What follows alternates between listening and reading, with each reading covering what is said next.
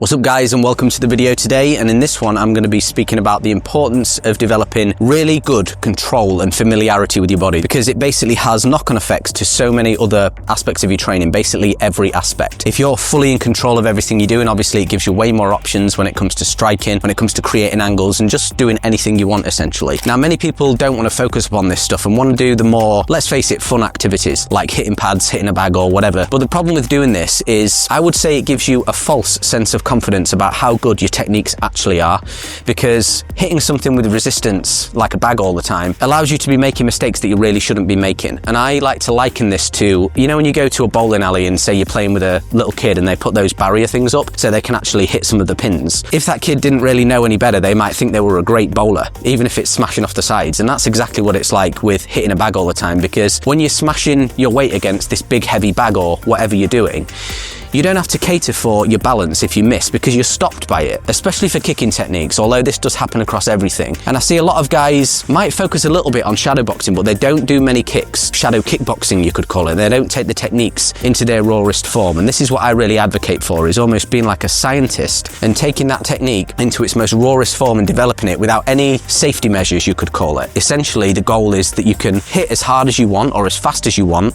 with a full power technique, just completely in midair and be completely on balance. The fact of the matter is that I see a lot of guys who look very ferocious when they're punching things, for instance, but when they don't have that safety measure, like the bag, you know, allowing them to sort of get away with those inconsistencies, everything falls apart and their balance is all over the place. And this is even in really high level events as well. Like, you'll often see two guys against each other, one of them will execute a kick thinking he's going to land it and then miss, and then he'll go like this, and then his balance has been completely compromised and he's facing his back against the opponent. So the reason this is so important as well, obviously you want control over those techniques, but it's because when it does come to live situations, if you're so used to smashing a bag all the time, what happens if you go to do that on your opponent and he's simply not there? You're just going to fall off balance, just like the example I gave there. So you need to develop that control, so even if you throw out with intent to actually hit, if you miss, it's not going to mess up the rest of your game plan moving forwards. Another reason that training the techniques in kind of their rawest form is so beneficial is because it gives you such greater strength in the body as well. Because if you think, like, if you're always just hitting against a bag, you only really have to kind of do half the effort. Say for something like a back fist, which is a really simple to understand example.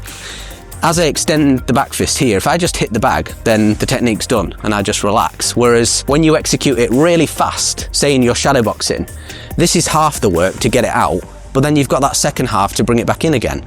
And this is completely different muscle groups. It's kind of like push and pull in weightlifting. You don't want to be just doing one, you need to do both. Especially again within kicking, because this is something a lot of people do not train. You need to be able to kick fast and hard out, but that's not where it ends. The technique ends as it comes back to your guard. So it's not that I just kick out like this and go boom, just like I would on the bag there, and then I'm completely vulnerable. I need to be able to control that kick and bring it off and then bring my balance back down, so I'm nice and controlled. You see how quick and quiet it is? I'm not thudding down, and this is something a lot of people aren't doing. So what can we actually do about this then? And I know this almost seems so simple that it's just like, well, it's common sense, but often common sense is not common practice. And there are so many people that neglect this stuff, which is why I'm making the video about it. You need multiple training modalities, but don't just make sure you're relying on one too much, because it's gonna create deficiencies in other areas, right? It's just like the typical gym analogy of the guy that doesn't work on his legs. He might have this massive hulking upper body, but then these like little twig legs. Exactly the same principle, and you don't want that with your techniques. The principle is to work upon the techniques in their rawest form, which is why I'm so big upon multiple repetitions, really analysing what you're doing to get it right. Get those techniques to a level where you can execute them with a lot of power, intent and explosiveness when you're not intending to hit someone, but it doesn't compromise your balance, okay? Because what you do not want is to punch and then it just completely throws your body out of alignment. You want to be able to smash that punch out hard and fast without it compromising your balance at all, okay? Same with your kicking techniques.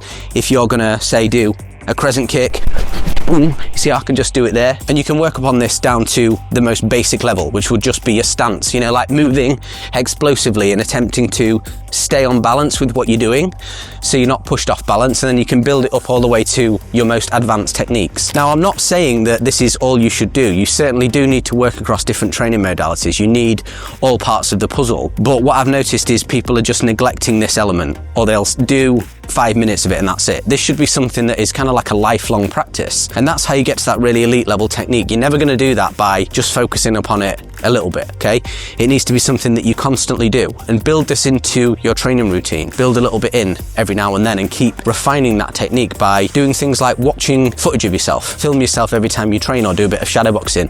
Pick it apart, you know, watch it in slow motion and be like, oh, I could have done this better here. This is how you refine it. It's kind of like a bit of a slow and boring process, but it's the best way to do it. So I hope you enjoyed this video today, guys. Quite a simple one from me today, but highlighting something that I find really common and something that a lot of people are neglecting and just not even thinking about at all, but it's just literally the foundation to everything. It doesn't matter how powerful your techniques are, if you've got no balance and you've got no control, what good are they? So that's why this stuff is so important to focus on.